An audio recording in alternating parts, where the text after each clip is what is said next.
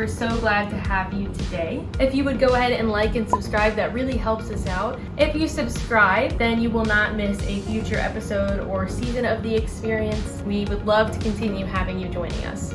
So tonight we will hear a message from Pastor Kimberly. She will be sharing yet again from her home. She will be offering some perspective on some life situations that I'm sure we've all experienced before. After Pastor Kimberly's message, there will be some discussion questions, and you can either take those discussion questions into your week and just mull over them and think about what your responses would be, or you can join the discussion group that's linked in the description below. And that group is just another way for you to connect and fellowship with others and hear some other perspective on these topics. So if that's something you're interested in, go ahead and join that group. Again, it's linked in the description box below. So yeah, I hope you enjoy this episode, and I will see you later.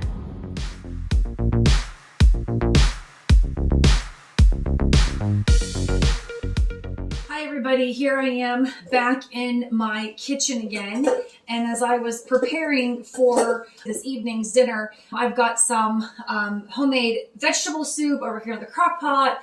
I've got some bread raising up on the stove behind me, and I thought I need some sort of a dessert. And so tonight we are going to have this pumpkin bourbon nut dump cake that I am taking from one of my favorite all-time easy cookbooks. This is the Delicious Dump Cakes by Roxanne Wise and Kathy Moore.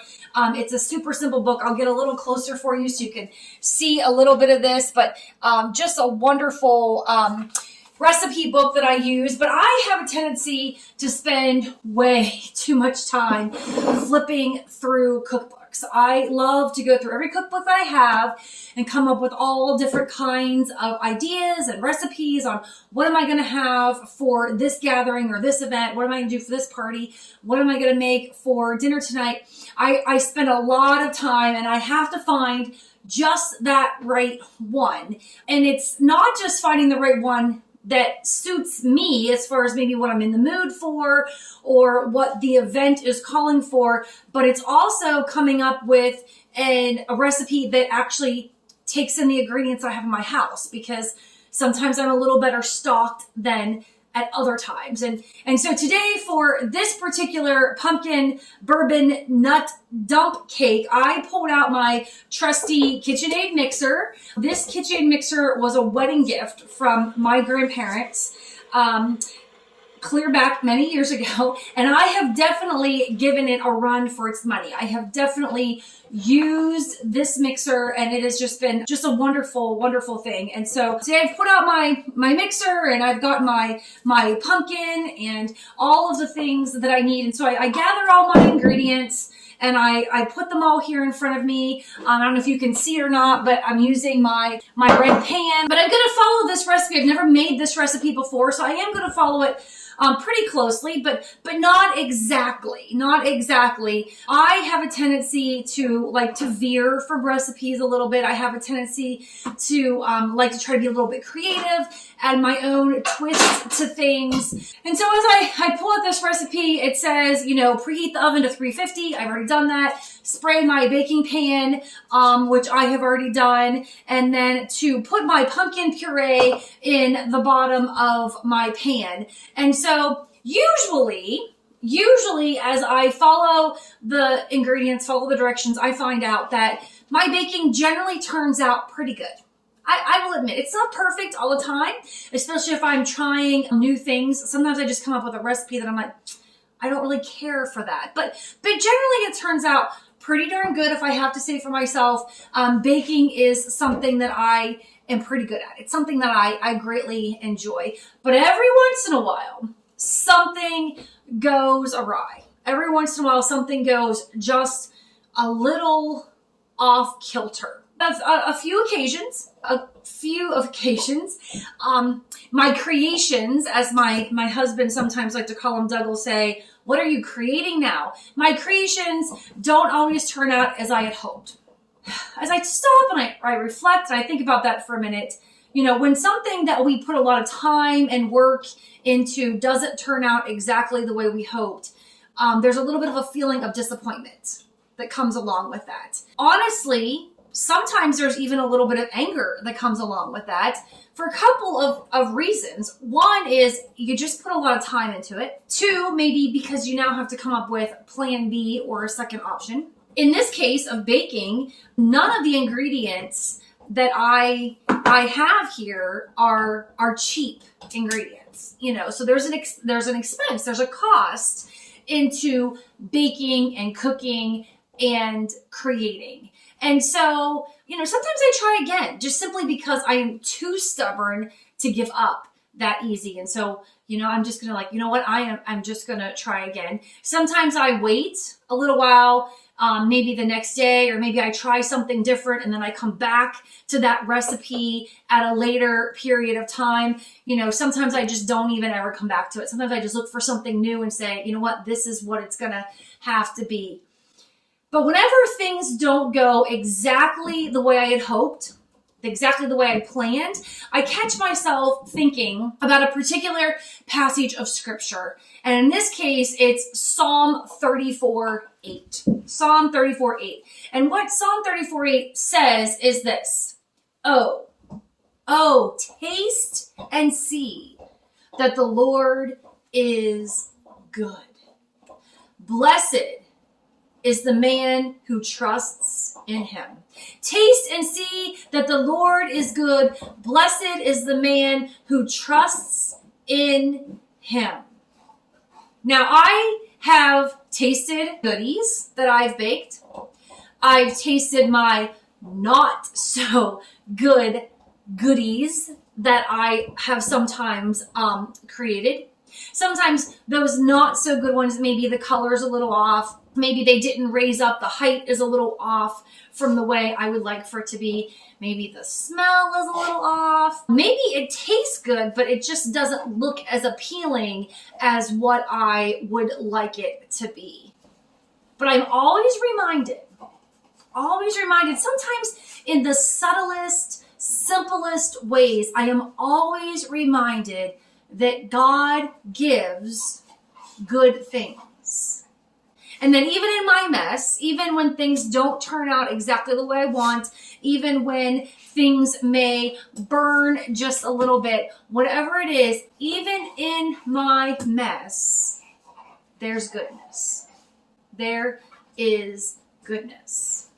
Even in my mess and my desire to lick the beaters when I am done, which is always a treat, I remember the goodness. I can taste that sweet dough or that sweet batter, and it reminds me that maybe this didn't look as good as I wanted it to, but man, there's goodness in here. There's a treat in here. There's something unique or different in here.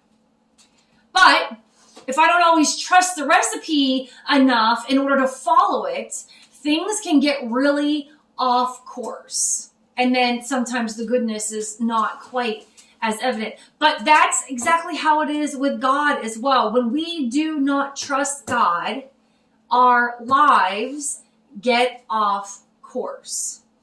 God often has simple plans for us that we complicate by adding our own humanness, our own desires, our own wishes into the mix. Just like this very simple recipe that I am going to be following. I mean, dump cakes, if you've ever made dump cakes, are one of the simplest kind of desserts that you can ever make. So even in the midst of this simple recipe, if I try to complicate it by adding too much of my own twist, or by veering off of the recipe too far, as I mentioned at the beginning that I sometimes like to do, or if I don't pay attention and don't take it out of the oven when it's ready, or whatever the circumstances may be, if I try too hard to make this something different than what's in the book in front of me, things can go awry. Just like with God. If we try too hard to put our own flair, our own flavor on things without completely trusting in God, things can go awry. So sometimes we have to just step back and remember what is said in Psalm 34. Taste and see that the Lord is good. Blessed is the man who trusts in him. Sometimes we just need to trust. We just need to trust. God already has a plan for us. God already has a direction that he wants us to go. Trust in him. Taste and see that the Lord is good. Taste and see that the Lord is good. And so I would encourage you over the next few days, whether you're baking, whether you're just out enjoying the beautiful snow that we have had recently, whatever it may be, are you trusting in God? Or are you trying to hold on so tightly and control everything so meticulously down to the last detail that you're not allowing God's plan to shine through? Trust in God. Are you taking time to taste and see that the Lord is good? That even in the midst of our messes, even in the midst of our mistakes and our oopses and our worries and our fears or whatever it may be, that there is something good. Just as I mentioned, even when I make the recipe and it doesn't come out perfect, I can lick those beaters and still be reminded of something that is good, something that is sweet. And God is that goodness. God is that sweetness. Taste and see that the Lord is good. God bless. You're the resurrection that we've waited for. You buried the night and came with the morning. You're the King of heaven. Thank you so much for joining us this week for the experience. We hope that you'll come back next week. We have these each week on Wednesdays at 8 p.m. on Facebook or YouTube. Yet again, please like and subscribe if you haven't yet, and go ahead and join that discussion group that's linked in the description box. We'd love to have you over there, and we will talk soon. See you next week. We will sing a new song, 'cause death is dead and gone with the winner. We will sing a new song, let hallelujahs flow like a river.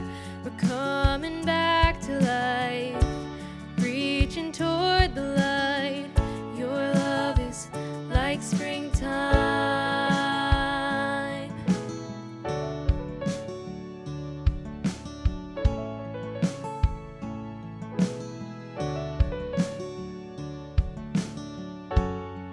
You're the living water, God, we thirst for you. The dry and the